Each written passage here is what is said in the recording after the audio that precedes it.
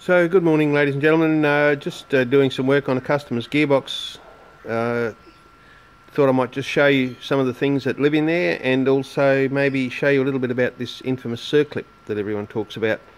So this is the housing after I've removed the internals. There's only a few things left in there now. This one here is the tapered roller bearing that the spline end of the input shaft runs in.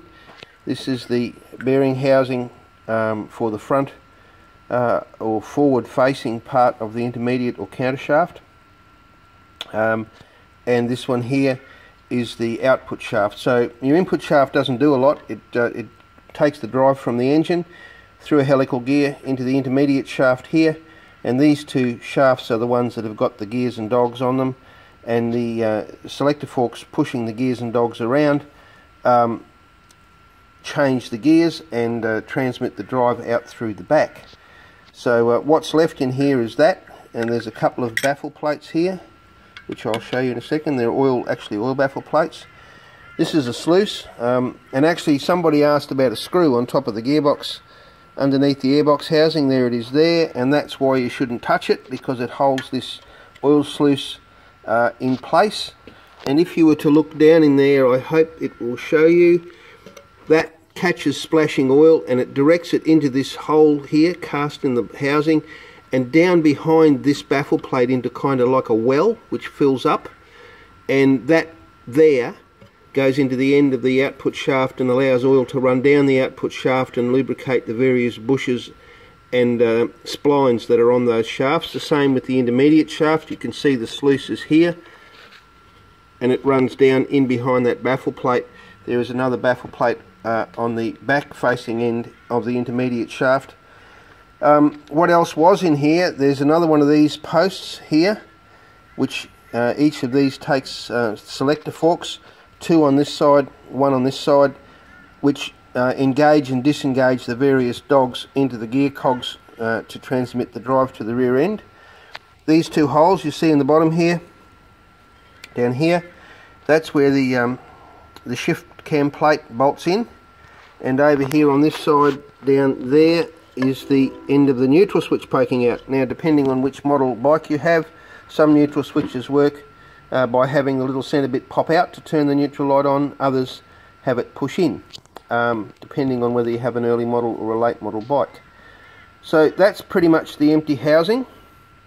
Okay, it's made out of aluminium.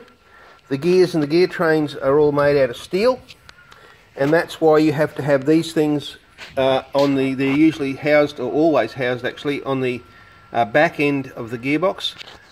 They are spacer shims, or preload shims really, and you see I've marked input, intermediate and output there, so that's the ones that came out of the gearbox, so I can measure them and see what they were.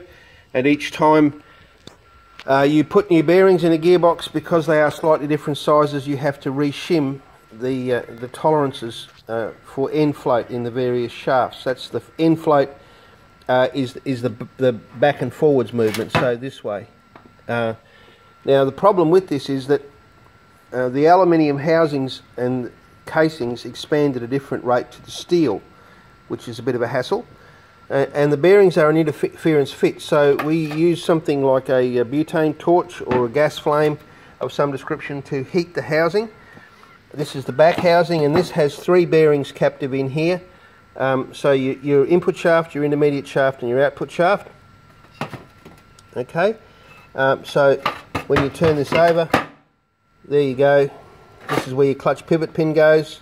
Your clutch push rod goes through there, and that actually goes right through the middle of the input shaft into the clutch mechanism, and your output shaft here. Notice that the seal is actually fitted backwards, or what appears to be backwards, in these housings. So when you want to take this housing off, you have to heat it pretty comprehensively.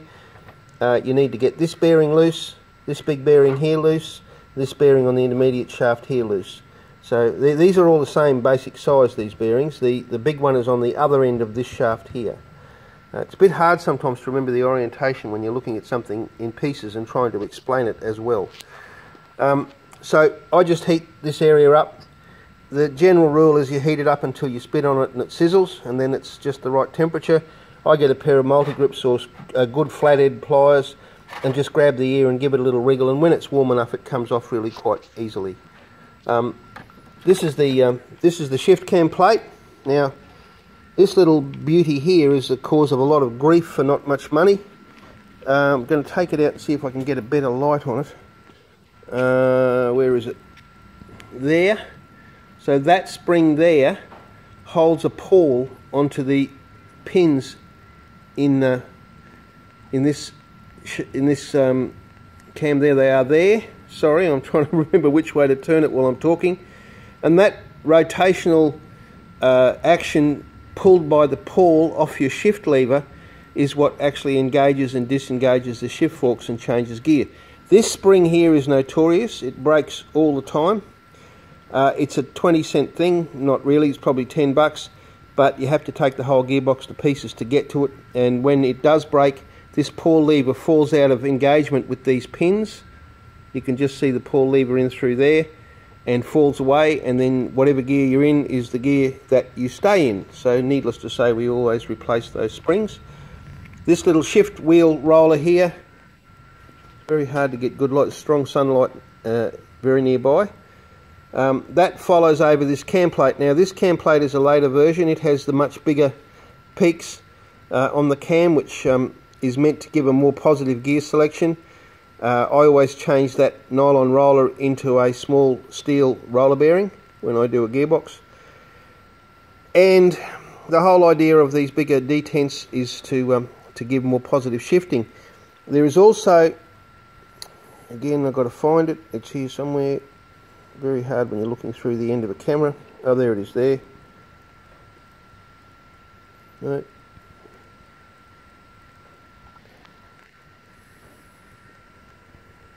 Sorry, found it. That pin that the spring is hooked around, that's the shift detent spring. I'm sorry for that delay, but I'm not going to remake this video.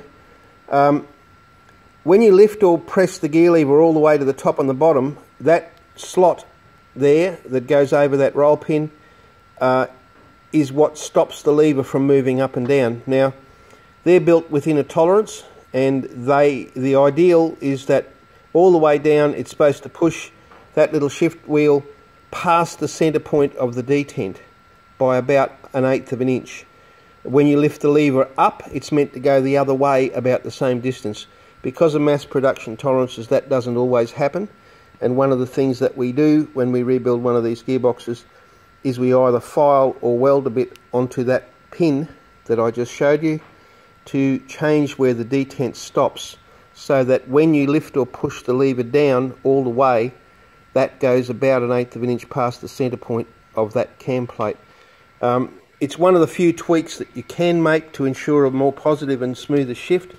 The other thing you can do is to linish anything that's got a sharp edge on it, which I usually do with a shift pawl, just to make sure it can't grab on part of the mechanism if it gets a slight bend in it or something like that. There, the shift forks there. This is the output flange and the nut. It's on a Morse taper, so very hard to get in there, but I'm trying. No, it's not going to play. The light's too strong. But what it is a taper that goes on the end of this shaft here. And a Morse taper works by having two perfectly identical shafts, a male and a female, put together under great pressure, and that pressure causes them to lock up and not slip. But it is absolutely critical that the nut and the tapers be in good order for that to work. Now, last thing I'm going to show you is each of these shafts, just to not make this too long. A bit hard, fairly complicated subject. So this is the input shaft here. You can see there's not much on it. That's the spline that goes through the clutch.